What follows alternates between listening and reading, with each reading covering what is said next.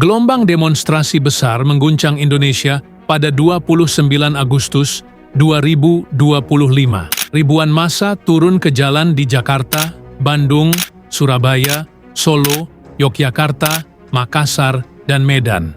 Aksi ini dipicu keputusan DPR yang memberi tunjangan hunian 50 juta rupiah per bulan kepada anggotanya. Kebijakan tersebut dianggap tidak masuk akal di tengah kesenjangan ekonomi rakyat. Tragedi terjadi di Jakarta ketika seorang pengemudi ojek online bernama Afan Kurniawan tewas tertabrak kendaraan taktis Brimob. Line 1 News melaporkan bahwa Afan dijuluki martir demokrasi. Pengamat politik BRIN, Syamsuddin Haris, menilai peristiwa ini mencerminkan arogansi kekuasaan. Tuntutan massa kemudian berkembang, bukan hanya menolak tunjangan, tetapi juga menyerukan agar DPR dibubarkan karena dianggap telah kehilangan legitimasi. Rahmatullah, Direktur Eksekutif Rumah Politik Indonesia, menyebut DPR telah mengabaikan suara rakyat. Fernando Emas juga mengkritik DPR yang dinilai tidak menunjukkan empati. Berbeda dengan langkah cepat Kapolri yang menemui keluarga korban. Situasi memanas ini berdampak pada stabilitas ekonomi. Liputan 6 mencatat nilai rupiah anjlok akibat ketegangan politik dan korban jiwa. Aksi yang semula soal tunjangan kini berubah menjadi pertanyaan mendasar tentang kredibilitas DPR dan jarak antara wakil rakyat dengan rakyat itu sendiri.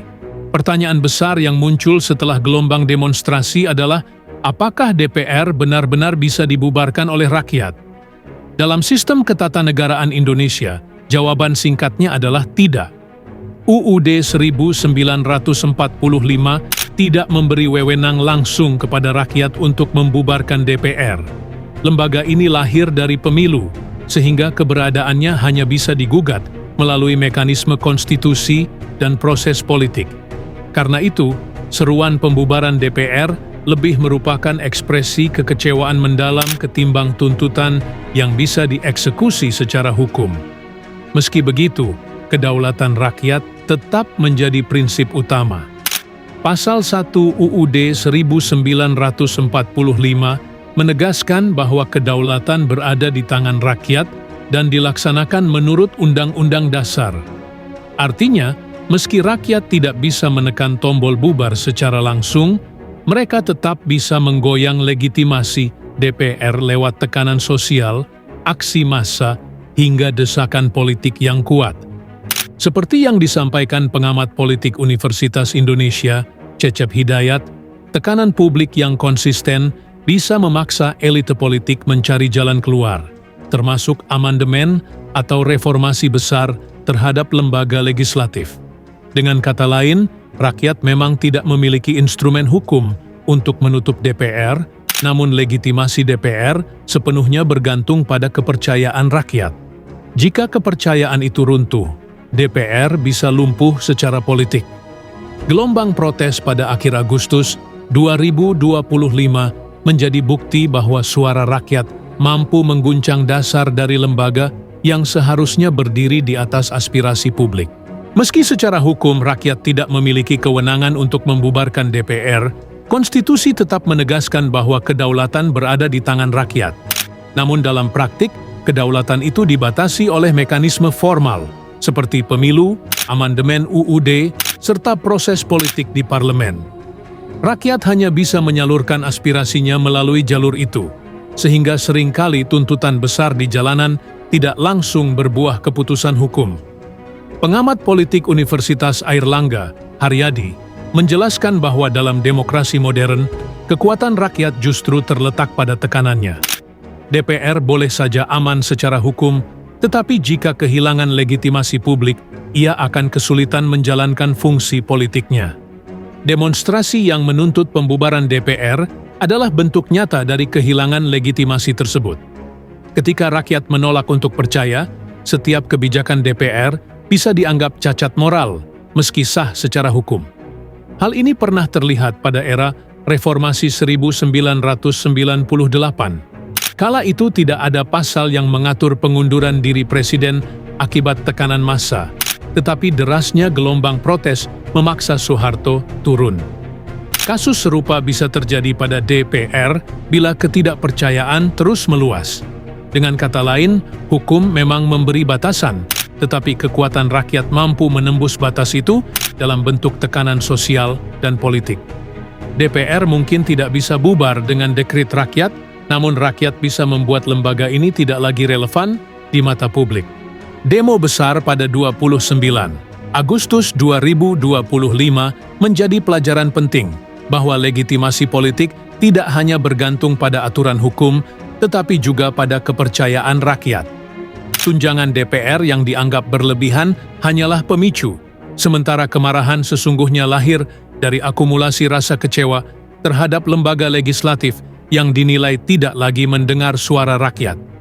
Tragedi tewasnya Afan Kurniawan menambah api dalam bara, sehingga aksi yang semula menolak kebijakan akhirnya meluas menjadi tuntutan moral dan bahkan seruan pembubaran DPR.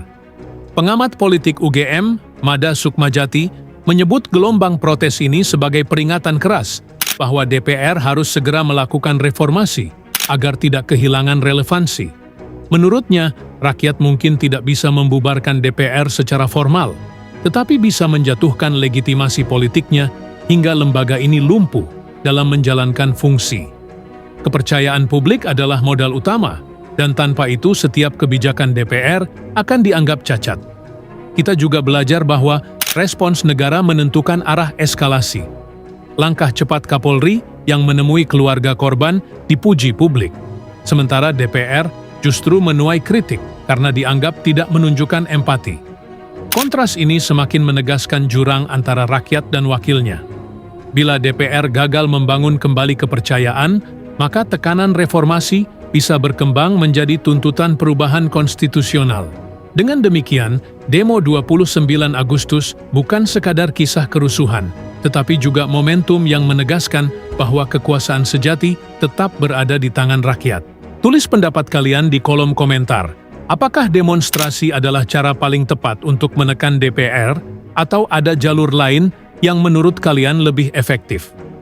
Pertanyaan ini penting karena demo besar 29 Agustus 2025 telah menunjukkan betapa rakyat bisa bersatu ketika kepercayaan terhadap wakilnya mulai runtuh.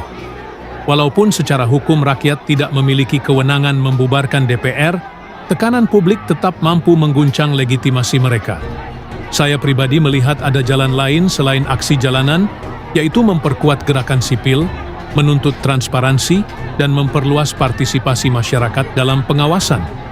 Jika semua jalur ini dijalankan dengan konsisten, DPR tidak akan mudah mengabaikan suara rakyat.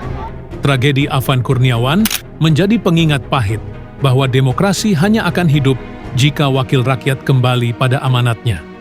Jangan lupa untuk like, subscribe, dan aktifkan lonceng notifikasi agar tidak ketinggalan pembahasan menarik lainnya. Sampai jumpa di cerita selanjutnya.